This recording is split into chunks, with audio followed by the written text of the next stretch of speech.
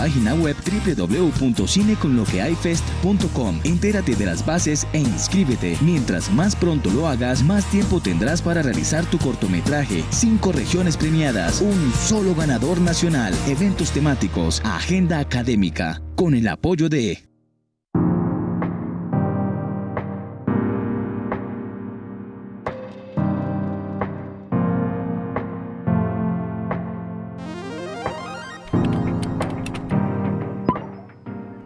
Las tecnologías de la información se han convertido en una de las herramientas más utilizadas por todas las personas para conocer acerca del mundo que nos rodea. Por eso la SAP también está en las redes sociales. En Facebook y Twitter podrás encontrar noticias, información, eventos y transmisiones en vivo. En Instagram podrás encontrar seminarios, cursos, capacitaciones y todo lo que te interesa saber de tu universidad. Y no te olvides de vernos todos los viernes a través de ESAP Noticias a las 8 de la noche por nuestros canales oficiales y aliados. Porque en el mundo digital, todos somos ESAP.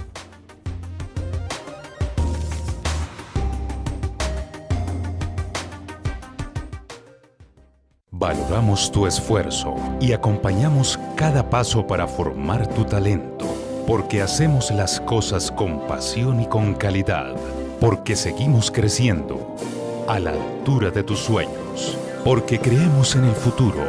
Uniagustiniana es creer en ti.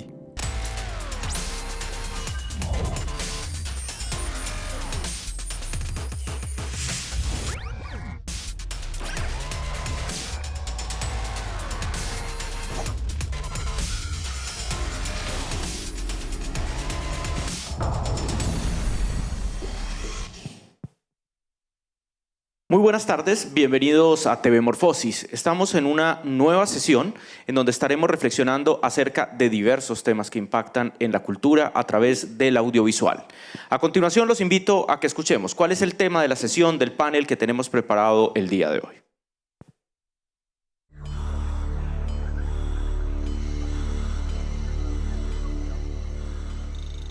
Creación de microseries y webdocs, seduciendo millennials y centennials. Las nuevas generaciones no son fáciles de captar. Se han transformado a ser prosumidores de buenos contenidos y consumidores de contenidos de corta duración. ¿Cuáles son los retos que afrontan las grandes productoras y canales en la masificación de contenidos? ¿Cómo las grandes cadenas han migrado a las TIC para continuar siendo competitivas? ¿Qué papel cumple el usuario web para desarrollar contenidos?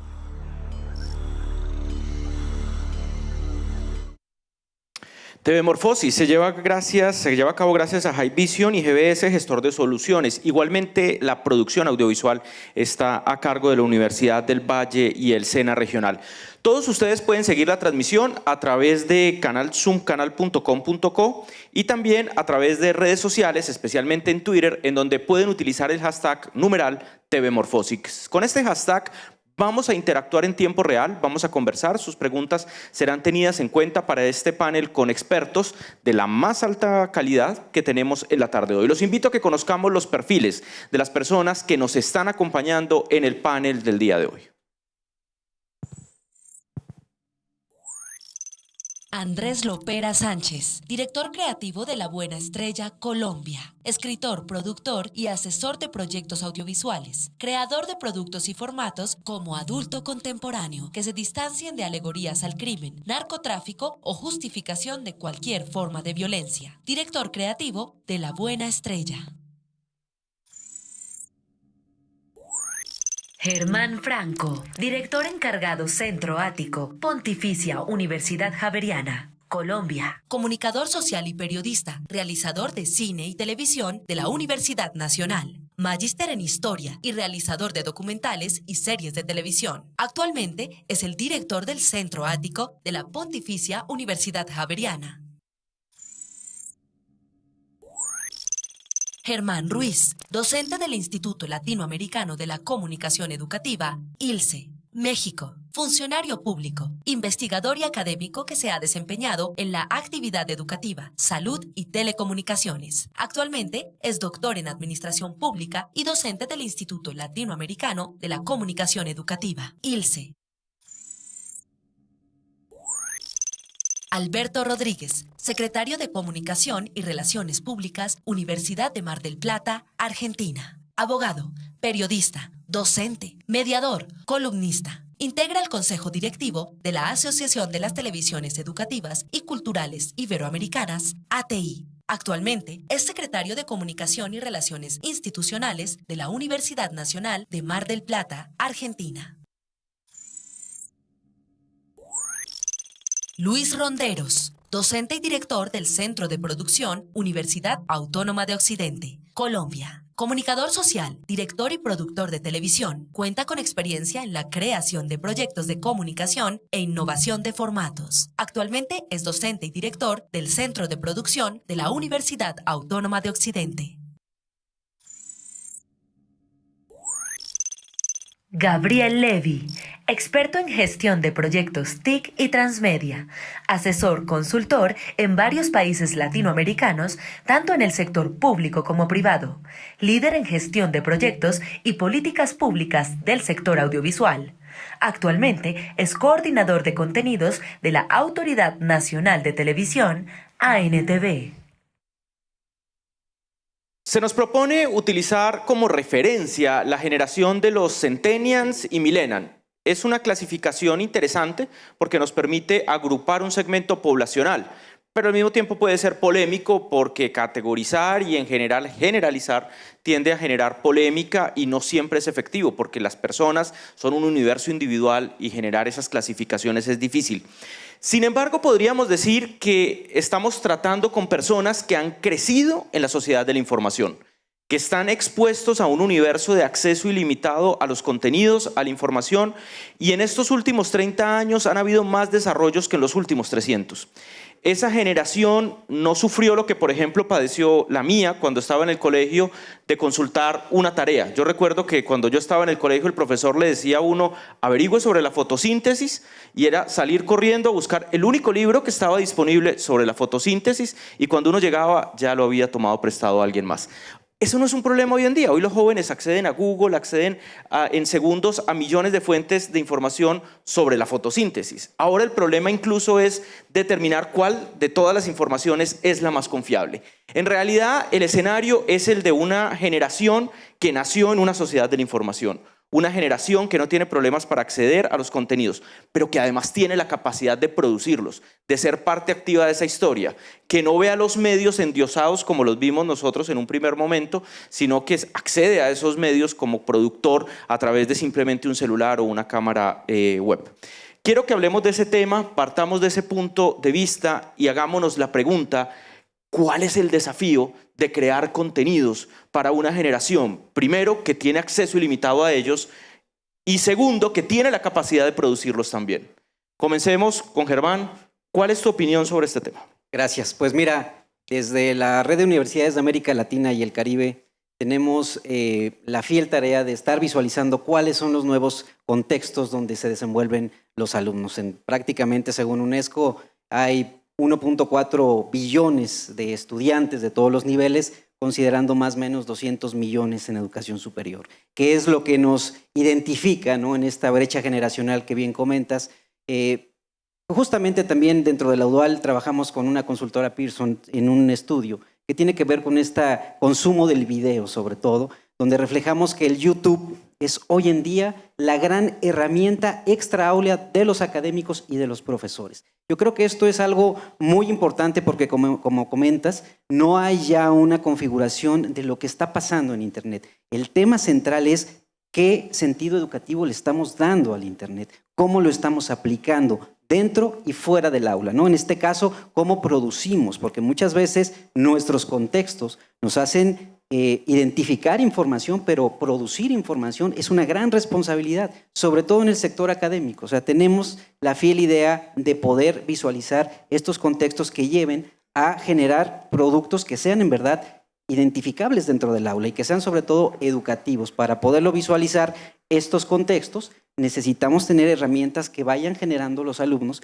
que les permita integrarse dentro y fuera del aula, porque ahora el tema central, y como bien comentabas, convergen 4 generaciones, ¿no? Los famosos baby boomers, que muchos de nuestros grandes maestros estaban identificados en esta era generacional. Nuestros investigadores de primera línea no utilizan internet, no publican en sus redes sociales, pero ahí están conviviendo, dando clases en el aula. Tenemos también la famosa generación X y ahora obviamente la generación Y y Z. Son las 4 generaciones que convergen y el tema central es cómo vamos a producir, a interconectarnos entre cada una de ellas. Alberto, hay un fenómeno en psicología que se llama anodina, que es cuando te acostumbras por un proceso químico al placer o al estímulo que se te otorga. Es decir, y llega un momento en que se satura. Un ejemplo perfecto es que a uno le guste el arequipe. Comerse una cucharada es un estímulo grandioso, pero cuando ya te comes el pote de arequipe no quieres volver a saber en tu vida de él.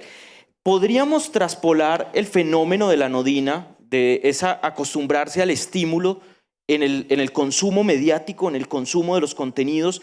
Y eso está ocurriendo con la generación de centennials, de millennials, de nuevos consumidores. ¿Es posible hacer la traspolación? Lo digo porque tú eres un gran investigador de la Universidad de La Plata en estos temas. Fundamentalmente hay una primera conclusión que podemos sacar, que ninguno de los del panel formamos parte de la generación que es el disparador. Yo sí. Yo sí. Así que es muy sencillo, por lo menos desde ese lugar, armar el concepto, si nos quedamos ahí. Así que me parece que lo interesante es interactuar, profundizando incluso en ocasiones en el aula. Uno dice que hay instrumentos del siglo XIX, docentes del siglo XX, estudiantes del siglo XXI. Así que tenemos que ir atando, salvo honradas excepciones, esta complejidad.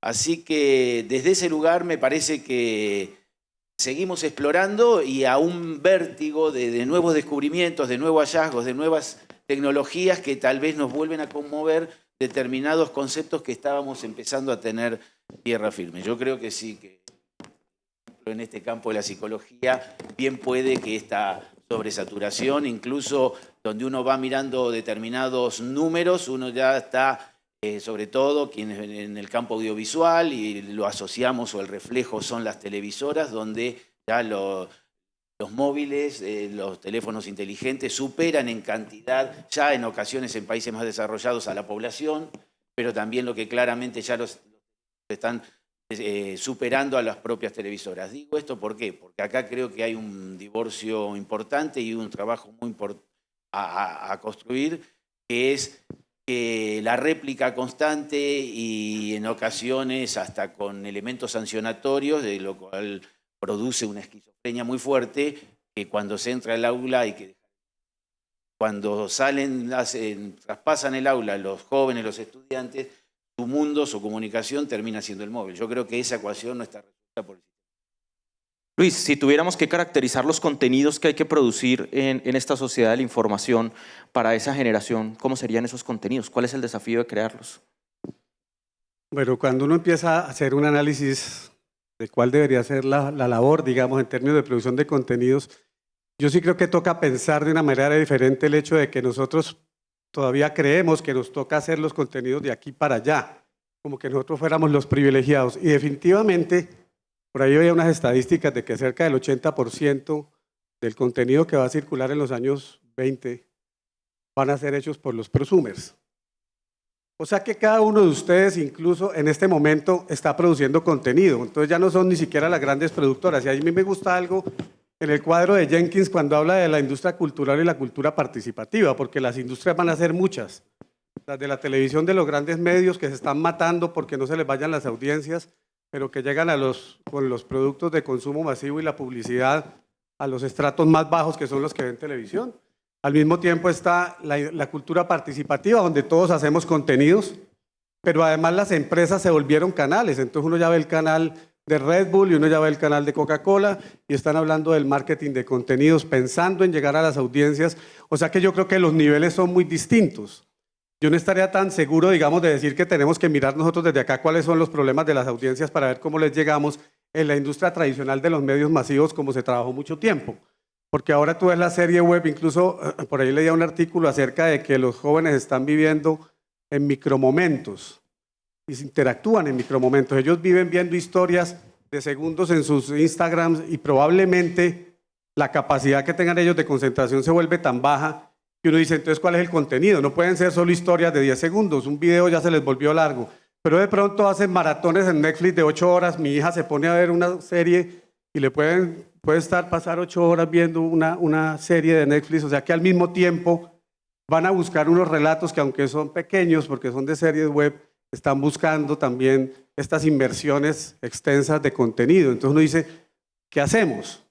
Y yo creo que la preocupación más que decir qué hacemos es, estamos todos en una encrucijada. Ustedes como prosumers, los chiquitos vienen haciendo más contenido, ya se habla de la generación touch, un hijo de un amigo mío de 2 años, si le quitan la tablet se pone a llorar y grita, pero le da nomofobia, creo que se llama, ¿no? Cuando les quitan el teléfono.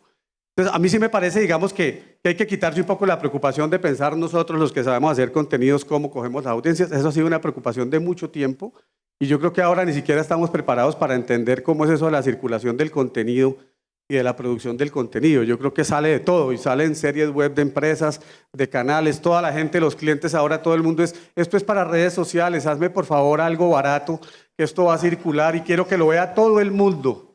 Y tú le dices, tú lo vea todo el mundo, métele pauta para que esto, una cosa es viralizarlo, y otra cosa es hacerlo pautando, otra cosa es inducido, otra cosa es una viralización natural. Y tú le dices, ven, pero ¿cómo lo hacemos? ¿No? Parece que porque lo subieran ya eso se ve en todas partes. Y hay una marcada tendencia a pensar también que esos contenidos son baratos y muy poderosos. Y entonces uno queda ahí como, entonces, ¿qué hacemos? ¿No? Digamos que ahí estamos un poco como en esa encrucijada. Germán, recuerdo mucho una conversación que tuvimos con Miquel Francés el año pasado en el anterior Mediamorfosis que hicimos en la ciudad de Medellín, en donde Miquel planteaba que existía una tiranía de una serie de variables que estábamos dando por sentadas que había que incorporar, sobre todo en la producción de contenidos, entre ellas el entretenimiento, los tiempos cortos en la producción. ¿Cómo mediar esas dos fuerzas? Por un lado, lo que esas audiencias están exigiendo, que lo decía muy bien Luis, quieren cada vez contenidos más cortos, contenidos más light, contenidos más digeribles, con mucho empaque y poco fondo, pero al mismo tiempo la responsabilidad que implica tener que hacer las cosas bien y sobre todo en el tema educativo, producir contenidos que realmente formen, eduquen y se cumple el objeto para el que nació el audiovisual, que finalmente es formar, entretener y educar. Sí, buenas tardes. Yo creo que frente a esta pregunta, lo primero que hay que hacer es tener clara cuál es la pregunta realmente, porque tal vez la pregunta no es cómo hacer para capturar a las audiencias. Tal vez la pregunta primera es cómo hacer para comprender mejor esas nuevas formas de interpretación y de relación con el mundo que están surgiendo. Antes de que sean audiencias o televidencias o lo que sea, son unos seres humanos que tienen unas motivaciones y unas prácticas que todavía no acabamos de comprender bien. Entonces, mi primera respuesta sería, es necesario fortalecer la investigación cultural sobre las prácticas de comunicación humana para entender realmente qué es lo realmente nuevo, porque en torno a eso aparecen un montón de mitos. Alguien dice, ahora las audiencias, es que inclusive fíjese que todavía le estamos diciendo audiencias. No alcanzamos a entender ni siquiera el concepto de televidencia cuando desapareció. Todavía seguimos generando contenidos para una sociedad que cada vez existe menos, que es la sociedad espectadora. Esa sociedad que esperaba el contenido en silencio, pacientemente, a oscuras, en una sala, que recibía y que confiaba en ese contenido. Y nosotros todavía seguimos trabajando con esa lógica en las productoras y seguimos formando estudiantes que producen con esa lógica. Entonces, mi primera invitación es hacer investigación para desmontar los mitos, porque nos dicen, hay que hacer, porque no consumen sino videos cortos, y todos salimos a producir videos cortos, igual fracasamos. Y después nos vamos para la casa y llegamos y está la hija viendo la maratón de contenidos largos, de larga duración. En periodismo está pasando, por ejemplo, que ante el mito de las noticias cortas, se vio que esto era aprovechado por las fake news y que una estrategia es hacer periodismo en profundidad. Ofrecer videos de 7 minutos explicando a profundidad el acontecimiento con todos los puntos de vista, como decía el manual de periodismo de hace 30 años y está funcionando bastante bien. Entonces yo creo que hay que identificar un montón de mitos. Los académicos tenemos la responsabilidad de hacer eso, esa es nuestra función, detectar aquellos lugares comunes, desconfiar de esos mitos y empezar a hacer investigación. Lo que pasa es que los ritmos de la investigación también tienen que ser otros. Pero entonces, ¿qué tipo de investigación? Una, investigación cultural sobre prácticas colectivas y formas de representación. Dos, sobre prácticas de consumo y relación con los medios, para no creernos todos los términos que normalmente vienen, entre otras cosas, de los fabricantes de tecnología. Y tres, hacer investigación sobre qué es lo realmente nuevo. Nosotros no estamos haciendo juiciosos la tarea de hacer investigación sobre la historia de nuestras formas de comunicación particular. Hablábamos con Fernando Calero, por ejemplo, como en Colombia, lo que hoy es la NTV, en 2000 hizo un estudio, contrató un estudio en el cual yo tuve el privilegio de participar con investigadores de todo el país con la siguiente pregunta. ¿Qué están entendiendo los televidentes colombianos por calidad en nuestro canal cultural? Pero para hacer la investigación fue necesario hacer trabajo de campo, hacer focus, hacer análisis de contenido. En fin, esa investigación, por ejemplo, leída hoy, daría un montón de indicios sobre dónde está la calidad de la innovación. Yo particularmente creo que nosotros hemos caído en un montón de trampas y de confusiones en relación con los formatos. Y creemos que son los formatos. Hay que hacer webdoc y todo el mundo sale corriendo a hacer eso. Hay que hacer documental expandido y salimos a inflar las historias a ver si caben ahí. Hay que hacer transmedia y salimos a hacer transmedia a veces sin entender bien qué quiere decir transmediación, porque veníamos todavía de tratar de entender la mediación. Entonces mi primera propuesta es: hay que hacer investigación, no solo desde las universidades, también desde las productoras, sobre prácticas de consumo, sobre qué hemos hecho anteriormente, sobre lo que realmente está pasando en la sociedad, tumbar un montón de mitos y convertir esas investigaciones en propuestas concretas de nuevas formas de producción, entregarlas a los creativos a través de la academia y de otros medios para que ellos tomen las decisiones que tienen que tomar en la relación con la construcción de contenidos y entender que sí estamos viviendo un momento de transformación maravillosa de una sociedad espectadora a una sociedad digital, que consume y que se relaciona con los contenidos y con los relatos de otras maneras. Pero no todo está cambiando y no todo lo nuevo es positivo ni se va a quedar. Y hay unas cosas que existen y subsisten y permanecen, como este asunto de contarnos historias. Nos seguimos contando historias en los formatos que sean, en los medios que sean, transmedia o unimedia o lo que sea. Y si la historia es poderosa, el contenido tiene algún chance. Muy bien, Andrés, Germán nos pone un punto interesante que es el de la investigación. Indudablemente hay que conocer lo que uno hace, hay que conocer ese público prosumer, hacia dónde apunta, cuáles son sus intereses, etc. Pero podríamos caer también en pensar que con esos resultados vamos a crear fórmulas. Y ahí viene la pregunta: ¿existe un manual de fórmulas para desarrollar y crear contenidos en una industria cultural? Y si no hay manual de fórmulas, que probablemente puede ser su respuesta, si sí, ¿por qué? Y si no, entonces, ¿qué es? ¿Es talento? ¿Es intuición? ¿Es sentido común? ¿Es observación para crear esos contenidos? Sí, buenas tardes. A mí creo que vas al punto de una pregunta y es: en este momento estamos enfrentados en dos conceptos, facilidad y facilismo, ¿cierto? En este momento hay una facilidad de consumo, facilidad de producción. Siempre hablo de que estamos en una democratización de los contenidos impresionante. Hace unas semanas Germán nos invitaba a la Javeriana para discutir si la televisión había muerto o no. Y mi teoría es o sea, la televisión, los productos audiovisuales están más vivos de lo que nunca han estado. Porque todos en este momento tenemos la capacidad de ser un canal. Encontrar o no una fórmula, creo que sería facilista pensarlo, porque de verdad, y lo hablo como empresario, de pronto veo en el panel mucha universidad, mucha entidad gubernamental, pero yo insisto que tenemos que producir e incentivar la producción de contenidos que sean relevantes, ¿cierto? De contenidos que sean largos, cortos, pero que sean relevantes. Porque yo Yo no me voy a tragar el cuento que entonces ahora para que la gente lea 100 años de soledad hay que dárselo en Twitter, ¿cierto? Porque tiene que ser corto y contundente. Yo pienso que tenemos que trabajar, hacer un esfuerzo adicional en, más que la forma, el fondo, de cuáles son las historias que vamos a estar contando. Y eso nunca va a ser una fórmula. O sea, vamos a tener que encontrar para cada historia una fórmula, una forma de contarla, ¿cierto?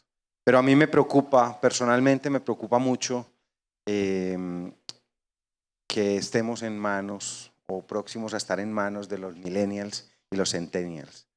Yo creo que vamos a presenciar el fin del mundo. Muy bien, muchas gracias. Agradecemos a la Escuela de Administración Pública ESAP, a la Universidad del Cauca, a Uniagustiniana por su aporte a TV Morfosis. Igualmente, las industrias culturales y creativas se llevan a cabo en TV Morfosis Colombia 2018, gracias a la Cámara de Comercio de Cali y la Cámara de Comercio de Bogotá. Igualmente a la Autoridad Nacional de Televisión, que ha apoyado todo el desarrollo del evento, y de la Asociación de Televisiones Iberoamericanas, ATI, y de Impretix, que también ha hecho posible el desarrollo de esta actividad. Les recordamos que a través del hashtag #TVMorfosis en Twitter, ustedes también pueden opinar, comentar, preguntar, y lo vamos involucrando en el diálogo permanente de este panel. Hablamos de prosumers. Ese concepto lo acuña Alvin Toffel en una visión absolutamente futurista. Yo recientemente oí una entrevista de él y parecía estarlo oyendo hoy, sentado conversando con nosotros. Es una cosa increíble su visión del futuro. Luego otros autores que lo han retomado y lo han citado, como por ejemplo el mismo Alejandro Pichitelli, que lo tenemos en el panel, lo han traído a colación. Sin embargo, podemos calificar a eso que seguimos llamando audiencia, pero que no es una audiencia, como prosumer. ¿Todos son ya prosumer o es una parte del segmento de las audiencias las que realmente está produciendo contenido? ¿Y qué clase de contenido están realmente produciendo? O sea, creo que analicemos y reevaluemos un poco el concepto de prosumidor, porque tendemos a creer que ya todas las audiencias son prosumidores y probablemente no está pasando eso. Si quieren, comencemos libremente. ¿Quién quiera respondernos? Germán, ¿quieres tú hablar? Sí, perdón. Nosotros acabamos de hacer un ejercicio y quiero compartir algunas ideas de hacer un ejercicio de investigación que llamamos Radar de Tendencias en Comunicación, y quisiera compartir algunas de las que consideramos pueden ser las características de esas formas de consumo que algunos llaman prosumer. Pero antes de mencionar eso, quiero insistir, porque ayer también Carolina lo dijo y no quiero que pase desapercibido, que yo creo que frente a la pregunta de si hay una fórmula, yo no creo que haya fórmulas, pero ha habido en este TV Morfosis varias referencias a lo siguiente. Hay una invitación a que nos contemos nuestras historias. Esta sociedad latinoamericana, la nuestra, tiene un montón de historias por contarse maravillosas, ¿no? Maravillosas. Y ahí es donde tenemos que desatar la fuerza creativa de los jóvenes realizadores, de los viejos, de los prosumer o no prosumer, lo que sea. Es salir a la calle, meterse a las historias de la gente y convertirlas en relatos poderosos. Yo creo que eso es muy importante. En este radar nosotros, por ejemplo, frente a los formatos proponemos que hay unas claves de esas formas de consumo nuevas. Una, estamos transitando del storytelling al story doing, hacer las cosas, no solamente contarlas. Y esos receptores o prosumidores, o como los quiera llamar, quieren actuar, no solamente quieren interactuar con el contenido, sino que quieren hacer algo en su vida con él. Otro es que el tema de la forma ya no es un asunto en consecuencia con el contenido, sino que la forma hace parte del contenido. Otro es que sí aparecen entretenimiento, emotividad y utilidad como parte de un mismo proceso. Otro es el asunto de la posibilidad de tener los contenidos en línea. Otro es el asunto de los formatos mutantes. Nosotros en las escuelas de comunicación seguimos enseñando formatos y más nos demoramos en enseñarlo que el formato en cambiar. Los formatos son mutantes y le gusta a las personas que consumen formatos, sobre todo en las nuevas pantallas, que los formatos también se transformen y participar en la transformación. Y el otro asunto es que no es menor, y hay que decirlo, lo audiovisual sigue siendo lo determinante. Por ejemplo, lo determinante no es la imagen olfatoria. La civilización occidental castró la imagen olfatoria y ha ido privilegiándose la imagen audiovisual. de secuencias de planos en movimiento, pero también mezcladas con iconos, con hipertextos, con hipervínculos, en fin. Eso sigue siendo, a mi juicio, televisión. ¿No? Todavía hay mucha gente que dice la televisión va a morir. Ese era el debate que teníamos en la Javeriana la semana pasada. No solamente no va a morir, sino que cada vez es mejor televisión. Los contenidos son más poderosos, más impactantes, más seductores, más atractivos, en todos los canales, en todos los formatos, para todos los públicos. Murió la época esa de la comunicación masiva y ha nacido una época de comunicación microsegmentada en donde el participante, que llaman prosumer, es el que toma las decisiones de programación. Estas son algunas de las características de la publicación que ojalá la Javeriana saque pronto, pero si no la podemos compartir con las publicaciones de TV Morfosis, por lo menos el borrador, para contribuir a la conversación, como parte de esa invitación a mirar eso que estamos llamando prosumer, realmente cómo, con qué lógicas y con qué expectativas se están relacionando con los contenidos que nosotros enviamos. Germán, ¿es una minoría, es una mayoría el prosumidor? ¿Hay que buscar que todos sean prosumidores? ¿Es un segmento de eso que llamábamos audiencia? Es que nosotros nos formamos en una época en la que partíamos del supuesto de que había que homogenizar al receptor. Lo tenemos que concebir de una sola manera, estandarizarlo. Esa época, que era la de la comunicación masiva, murió y nosotros no hemos entendido eso. Si se llama, algunos serán prosumidores, otros seguirán siendo espectadores, televidentes que se aplastan a las 5 de la tarde frente a la pantalla para evitar pegarse un tiro y ese no es prosumidor, él no tiene interés en producir nada, él solamente está evitando la muerte. Y hay que producir contenidos también para él y tratar de comunicarse con él y no pretender meterlo en el mismo costal de los términos que nosotros nos inventamos para tratar de generalizar esas nuevas formas de consumo. Es que nosotros hacíamos televisión para los televidentes, inclusive ni siquiera para ellos, hacíamos televisión para las audiencias, imagínense esa brutalidad. Y ahora tenemos que hacer contenidos y desatar procesos de comunicación no para, sino con hackers, cibernautas, navegantes, espectadores, televidentes, suicidas, en fin. ¿Cuál es el afán de la era de la comunicación masiva en meternos a todos en un solo costal? Inclusive los teóricos hacíamos lo mismo. Hay que pasar de ser consumidores a ser ciudadanos. No, algunos quieren seguir siendo solamente consumidores, no quieren ser ciudadanos de nada. Fracasaron los estados nacionales, fracasaron las religiones en su intento por ofrecernos mejores alternativas de futuro. Ahora solo quedamos nosotros. Entonces nos tocó hacerlo.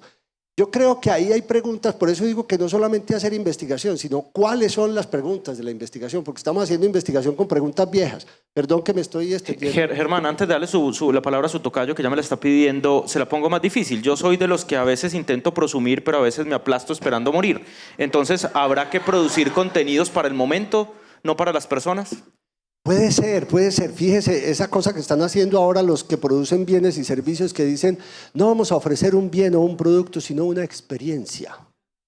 Vamos a ofrecer una experiencia. Entonces producimos contenidos experienciales, algo así. Es posible. Nuestra preocupación, por ejemplo, porque los contenidos fueran eternos, permanentes, que hacemos el video, lo subimos a YouTube y tiene que seguir vivo ahí eternamente. Y nos da angustia cuando a los 3 días ya nadie lo ve y todo el mundo lo olvida. Pero de pronto los 3 o 4 que lo vieron tuvieron alguna experiencia con eso. ¿Por qué no nos preguntamos qué les pasó a esos que vieron el contenido? Germán. Bueno, yo creo que sí es importante el tema de la investigación, como lo comenta mi tocayo. La gran importancia que estamos ahorita viviendo en este tránsito generacional y muchas universidades dentro del ámbito de la oferta educativa están transitando a ser escuelas de comunicación digital, ¿no? Creo que desde la escuela, desde la academia, se tiene que establecer esa línea de responsabilidad. La escuela, la universidad es para formar, no todos somos prosumidores, ¿no? O sea, dar un tuit no quiere decir que ya sea un experto en comunicación, ¿no? Y hay una gran responsabilidad en la generación de esos contenidos, ¿no? Hay grandes influencers que a veces suben información falsa, que a veces disturbian toda la comunicación, pero lo más importante es que estos enlaces de entre la universidad y los que en verdad se dedican profesionalmente a producir, tengamos esa responsabilidad de generar contenidos realmente atractivos para ¿Cuáles son? Finalmente estamos también dentro de un libre mercado de consumo, también hay que verlo así. La cuarta revolución industrial nos ha traído unos grandes componentes, la inteligencia artificial,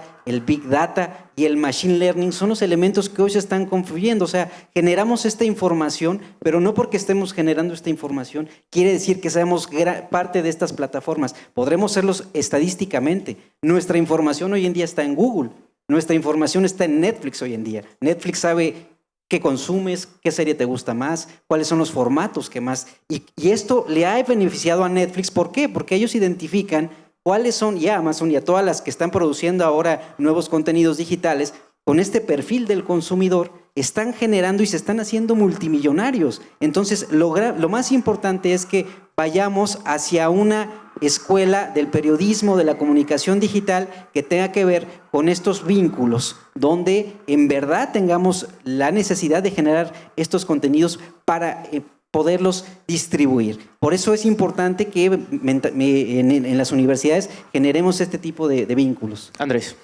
Bueno, yo quiero ver todo arder acá.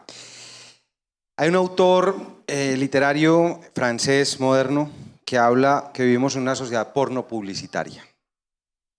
Y alguien dijo ahora que todos pertenecemos a una clasificación de mercadeo. Para mí, en parte, que los centennials, millennials, eso es una clasificación de mercadeo de las vicepresidencias estratégicas y todo el cuento para poder vender más iPhones, ¿cierto? ¿Por qué? Porque siempre me están diciendo es que quieren lo último, lo mejor, lo bonito, ¿cierto? Y creo que estamos perdiendo mucho de la sustancia real de los contenidos, ¿cierto? Héctor Abad Faciolince estaba escribiendo una novela a punta de Twitter y renunció a terminar de escribirla. Porque es que no es la forma de comunicar la literatura. Yo creo que tenemos que concentrarnos en las historias, como decía Germán ahora, en nuestras propias historias. Cuando llegamos a lo más autóctono o a lo más propio, podemos ver el mundo reflejado. Entonces, creo que ese es como el punto y sobre todo la convicción de que vivimos en un mundo porno publicitario. Luis, porno publicidad. Bueno, no, es que la verdad que hoy ya Germán, hay dos cosas que me parecen claves aquí. La primera, yo quisiera, digamos, que tratemos de entender un poco sin satanizar la narrativa cuál es el verdadero problema, porque uno sí encuentra, tengo un hijo adolescente de 15 años, que está más o menos unas 6 horas al día en Instagram y en Snapchat. Y a veces llego por la noche y me chivea en noticias que yo que trabajo con un noticiero de televisión debería saber. Papá, ¿viste lo del accidente del camión? Y él lo ha visto más rápido. Hay un tema de la velocidad también. Todo es mucho más rápido. Incluso en estos días estábamos viendo unos videos y le decía yo, Martín, en mi época había una cosa que se llamaba Locos Videos, donde la gente grababa en la casa cosas familiares y las mandaba a televisión y a los 2 meses salía al aire. Y ustedes ahora lo que hacen es ver todo el día historias del challenge y de todas estas cosas. Sí, y probablemente uno lo que ve es cuántas veces al día se está exponiendo a ver contenido que es basura y que no tiene ningún significado desde el punto de vista narrativo, pero que se volvió muy importante para esperar citas, para esperar en el aeropuerto o para lo que sea. Y siempre cuento cosas de mi mamá que tiene 75 años y que siempre digo que es muy interesante. Consiguió un novio en Badoo, pero además todo el día ella se come un pescado y manda la foto, se toma una foto con el señor, manda la foto, ¿sí? Y entonces también produce un contenido basura que uno gasta energía viendo ese contenido. Entonces uno dice, ¿y al otro lado quiénes están? Es decir, ¿quiénes son los responsables de hacer el verdadero contenido y las historias de nuestros ancestros, de nuestras preocupaciones culturales y todo eso? Porque esto que viene al lado de acá, que son los jóvenes como mi hijo que se gasta 6 horas al día, ya se fue de la televisión tradicional. O sea, no lo cogen por ningún lado, ya se les fue. Y por otro lado, aunque uno quisiera tratar de inducirlo a ver contenidos un poco más interesantes, él no muestra interés, digamos. Entonces ayer me hablabas de un joven súper piloso que lee filosofía, que es un nuero, un yerno de Germán, que es el no era, y que va y lo visita y le habla de filosofía y tiene 12 años, me decías, imagínate. Y yo le decía, eso es muy raro, es decir, mi hijo, pues no lo quiero sacrificar, pero realmente que entra contenidos fuertes es difícil, ya perdimos ahí. Y entonces uno dice, a veces yo tengo una empresa de contenidos y manejo clientes y yo a veces hago videos y le digo, Martín, ¿qué pensás de ese video? Y apenas lo ve, dura 3 minutos el video, que para mí es corto y bueno, y él lo ve y dice, uy, qué ladrillo, papá, muy largo, ¿no? Y uno sí lo ve viendo historias de Instagram, que usted arranque, ya uno incluso siendo viejo, usted ve un video que si a los 10 segundos no lo coge, se lo pasa. Entonces hay un tema también con los micromomentos y la velocidad de la información como está llegando. Entonces uno dice, desde el punto de vista narrativo, ¿qué vamos a hacer? Porque entonces cuando uno tiene una empresa y tiene que trabajar con clientes, llega donde una niña de mercadeo que le dice, yo quiero un video barato, de gran impacto, pero que tenga mucho punch. Yo, pero ¿qué es punch, mi amor? Ayúdame, porque además tiene 24 años. Yo le digo, ¿para ti qué es punch? No sé, pero esos que se viralizan y que no me toque meterle plata para qué. Entonces empieza uno a quedar, bueno, ¿qué vamos a hacer? Y cuando trabajamos también en televisión pública, con Telepacífico tenemos un programa de jóvenes que se llama Tiempo Real, que trabaja con los sectores menos favorecidos, tratando de que lleguen a los medios contando historias de sus desarrollos sociales y demás. Y uno ve que es una televisión con un contenido que cumple una función interesante desde el punto de vista narrativo. Y uno dice, hombre, por ahí como que los jóvenes se nos están yendo. Entonces, si a mí me preguntan, yo quedo más confundido cada día porque yo no sé qué es lo que hay que hacer, pero no voy a hacer el Kiki Challenge, ¿sí? ni vamos a responderle con punch a la señora de la empresa, y al mismo tiempo hay gente en las empresas pensando cuál es el branded content que necesitan para poder llegar. Y entonces uno en ese mar sí se confunde mucho, porque dice uno, bueno, ¿por dónde cogemos? Es decir, igual tenemos el altruismo y la responsabilidad de hacerlo de una manera diferente, ¿no? Desde las universidades. Entonces ahí también estamos en una encrucijada. Porque usted le dice a un estudiante, propóngame algo, y le propone un magazine como La Red. Dice, uy, no, ven, pero... ¿no? Y el profesor que también da televisión enseña esa televisión de los 80, entonces estamos en un momento complicado. Alberto, antes de que usted dé soporte sobre el tema, creo que hemos avanzado mucho en la tiranía de la velocidad, la inmediatez de los Yo tiempos me he quedado cortos. en el noticiero de las 20 horas más o menos, con lo que han dicho. Bueno, ahí está, muy bien. Pero quiero que de pronto reflexionemos sobre la otra tiranía, que es la innovación. Pareciera que solo es válido si hacemos cosas que nadie más haya hecho y se convierte en una carga emocional terrible. ¿Qué es ser innovador? ¿Cómo voy a hacer cosas innovadoras? Realmente hablemos un poco de la carga que representa esa idea que nos vendió la generación Google, de que todo tiene que ser distinto e innovador. Sí, creo que Pérez Reverte decía que esto que nos parece tan nuevo ya ha ocurrido. Entonces, en eso hay que poner una distancia acerca de este vértigo que tenemos acerca de esta carrera alocada.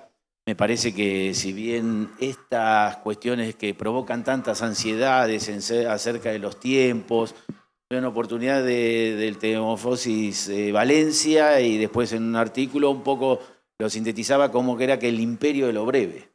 Y hasta en el artículo ponía 1, 2, lo escribía para que lo visualizáramos, a ver hasta dónde podía tener que ser atrapante la historia porque si no se nos escapaba.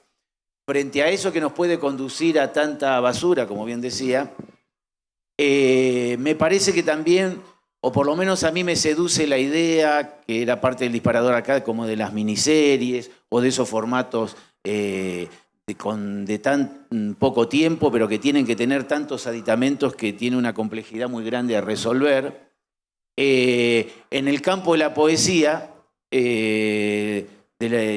fundamentalmente desde unas escuelas japonesas, está lo que llamamos el haiku, que casi en determinadas ocasiones lleva una vida escribir un buen haiku que no tiene más de 17 sílabas, es decir, que uno tiene que meter un montón de cosas en esas 17 sílabas que tal vez a mí me lleva a la metáfora, a la discusión, a lo que uno tiene que tener en la profundidad de los mensajes en tan breve tiempo. Así que no me asusta la idea porque veo que en otros campos disciplinares eso se ha resuelto con muchísimo nivel, con muchísima calidad y muchas veces también uno lo ve en las obras plásticas donde no era necesario, conmueve tanto a un público una obra que está recargada o un periodo que estaba tan recargado como una línea. O vas a la música y decís ta ta ta tan, y eso que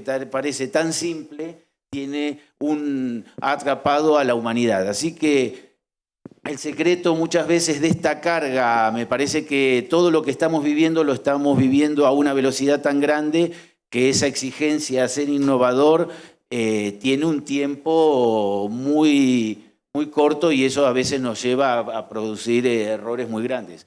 Me parece que es un sinsentido hoy estar con el mismo manual de los años 80, pero tampoco esa carrera tan alocada sin tener esas preguntas claves, me parece que nos puede conducir a escenarios no deseados.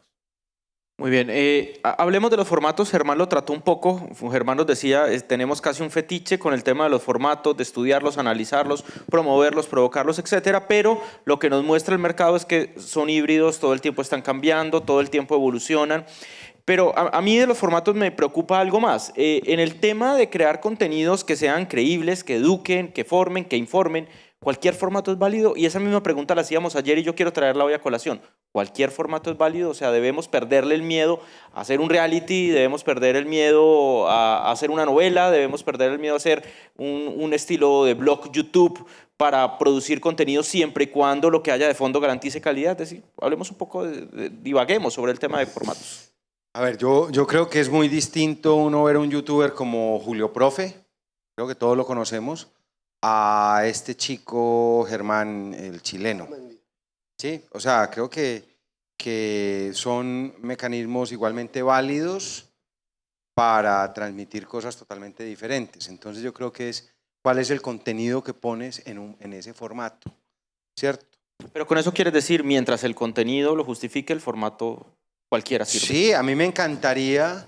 A ver, yo creé y produje una serie que era para apoyar la ciencia. Me encantaría hacer de ciencia, me encantaría hacer un reality, tener youtubers de ciencia, tener una emisora en radio o un programa de radio. Me encantaría hacer obras de teatro de ciencia que apoyen la ciencia y la educación. Creo que ahí no es, ahí es la forma en que podemos transmitirlo, el fondo, perdón. ¿Sí? Y para terminar y darte la palabra, Germán, hay un tema que me quedó sonando con el tema de la innovación y con los clientes. Es que es bien particular porque siempre quieren algo innovador, pero quieren saber cuáles son los casos de éxito.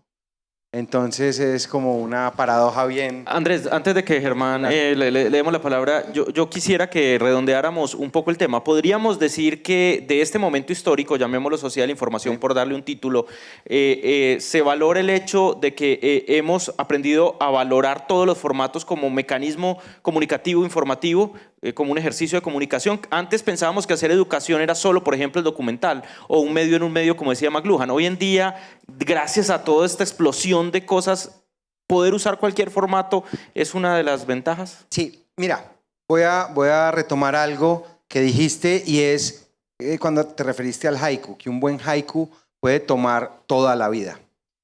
¿Qué pasa? El haiku es muy simple, muy sencillo. Son 16 sílabas. Pero para poder hacer un haiku tienes que tener un absoluto conocimiento y sabiduría. Lo simple no puede venir de lo mediocre o de lo superficial.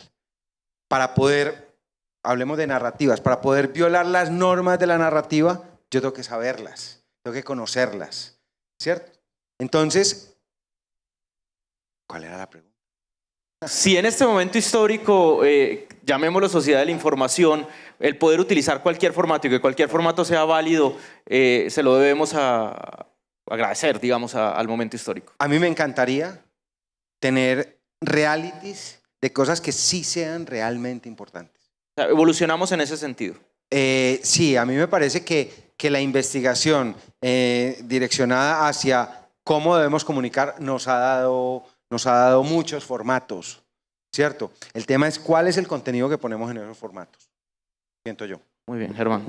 Sobre el tema de formatos voy a contar una anécdota. En la ciudad de Medellín, cuando la ciudad de Medellín era la ciudad más violenta del mundo, cargo que ocupó deshonrosamente durante 10 años consecutivos, yo tuve el privilegio de dictar talleres de video en un barrio popular que es la Comuna 6. Pero en esa ocasión, hablando de formatos, lo que enseñábamos a los muchachos jóvenes del barrio era la técnica, cómo manejar la cámara, cómo editar, los asuntos técnicos de la producción audiovisual. Cuando ellos entonces nos proponían proyectos, eran proyectos con formatos que repetían los estereotipos que habían visto en televisión comercial. Entonces se les ocurrían ideas tan creativas como estas. Vamos a hacer un noticiero del barrio. Entonces escogían a la niña más bonita y la ponían de presentadora y ponían las cámaras en el mismo. Al repetir el formato, estaban repitiendo una ideología que realmente hubieran querido cuestionar. Luego, tuve el privilegio de ir a otra comuna, a la Comuna 13, pero allá cambiamos el enfoque.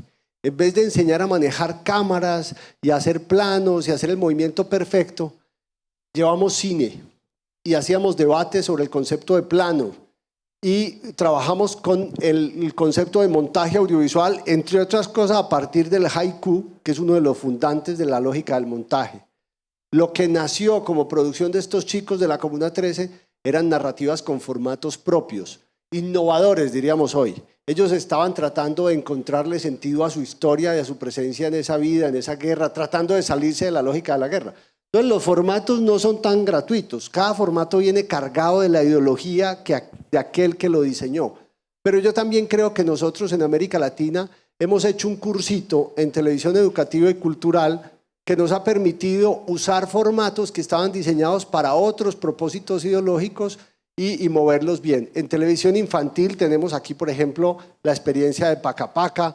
Hicimos una carrera de construcción gracias a entidades como Ministerio de Cultura, NTV, RTBC, el canal Zoom. En fin, nosotros tenemos una tradición atrevida de tomar formatos y tratar de usarlos y evaluar si nos funcionan o no. Y eso hay que seguirlo haciendo y eso no lo podemos desperdiciar.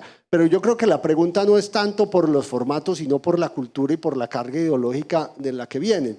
Yo siento que nosotros estamos en una época, le recomiendo al que le interese esto, que se lea un texto de un historiador que se llama Georges Duby, y el texto se llama El año 1000. Cuando venía el año 1000, todos los europeos estaban asustados con lo que iba a pasar en el año 1000, y nosotros estamos igual. Y cuando nos asustamos, nos hacemos las preguntas que no son. Para terminar. Es que ahorita Andrés mencionaba el tema de cómo se hace eso, con profesionales altamente cualificados. Este mito de que cualquiera con un celular hace una película, espérate un momentico que eso no es tan así. Yo creo que nosotros, hoy más que nunca, hay que fortalecer nuestras escuelas de comunicación, alianzas como ATI, canales como Zoom. Hay que fortalecer estas experiencias, sobre todo para que nos ayuden a provocar el surgimiento de profesionales muy buenos técnicamente, con una habilidad narrativa tremenda, o sea, muy buenos para hacer investigación cultural y encontrar las historias adecuadas, con, perdóname la expresión, con criterio estético. No es que le quede bonito, es que lo estético sea coherente, y con una cosa clave, la ética. Hoy en el mundo de la comunicación la discusión no es por los formatos.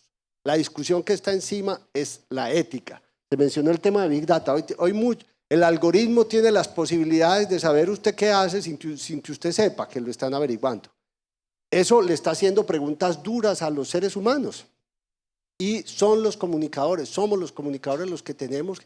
Entonces, claro, cuando yo estudiaba cine, a mí me enseñaron unas cosas y después veo a Germán Garmendia con 14 millones de seguidores que hace todo lo que el manual de cine dice que no se puede hacer. Yo digo, fracasé como cineasta y fracasó el manual y es posible, pero lo que hay que mirar es otra cosa que hay detrás. Mis hijas, por ejemplo, reciben de Kika Nieto, la youtuber, una formación ética que sus maestros no han sido capaces de darles.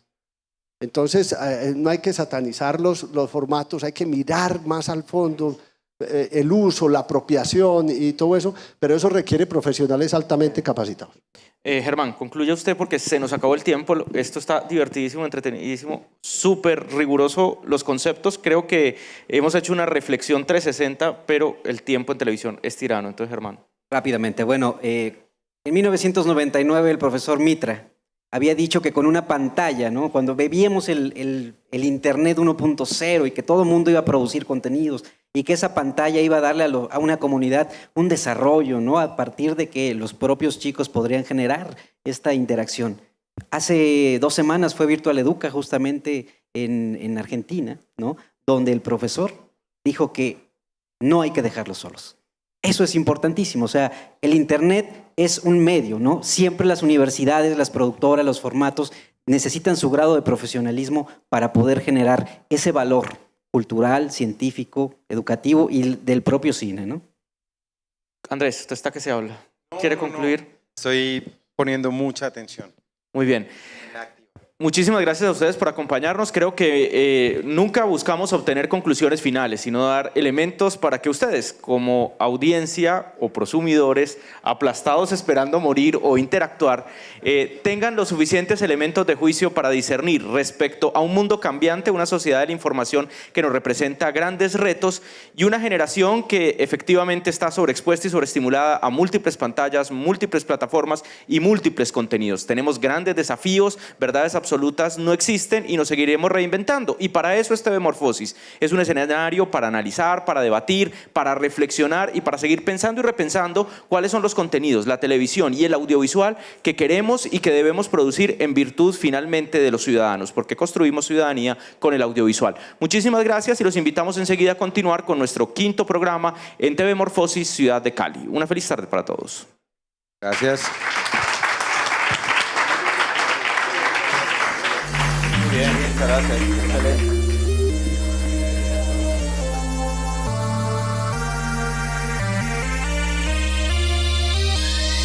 En esta nueva edición de TV Morfosis con TED, diferentes expertos de Europa e Iberoamérica debatirán sobre cómo se debe preservar la información, proteger los derechos de autor y ordenar el marco global de la convergencia de contenidos y medios para que los usuarios autorizados puedan acceder a cualquier documento con sistemas de máxima transparencia y seguridad. TV Morfosis con TED se celebra por cuarta vez en Valencia los días 29, 30 y 31 de octubre de 2018 en el Taller de Audiovisuales y en el Centro Cultural La Nau de la Universitat de Valencia. Este año, además, la clausura es en la Filmoteca del Institut Valencià de Cultura.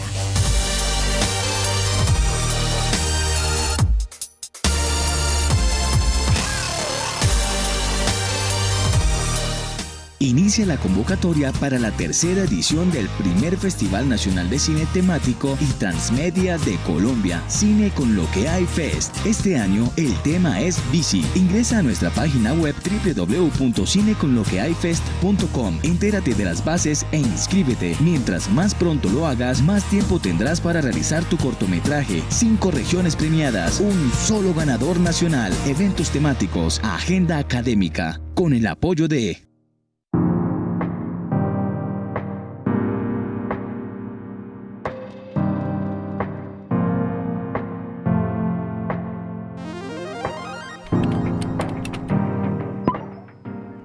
Las tecnologías de la información se han convertido en una de las herramientas más utilizadas por todas las personas para conocer acerca del mundo que nos rodea. Por eso la SAP también está en las redes sociales. En Facebook y Twitter podrás encontrar noticias, información, eventos y transmisiones en vivo. En Instagram podrás encontrar seminarios, cursos, capacitaciones y todo lo que te interesa saber de tu universidad. Y no te olvides de vernos todos los viernes a través de ESAP Noticias a las 8 de la noche por nuestros canales oficiales y aliados. Porque en el mundo digital, todos somos ESAP.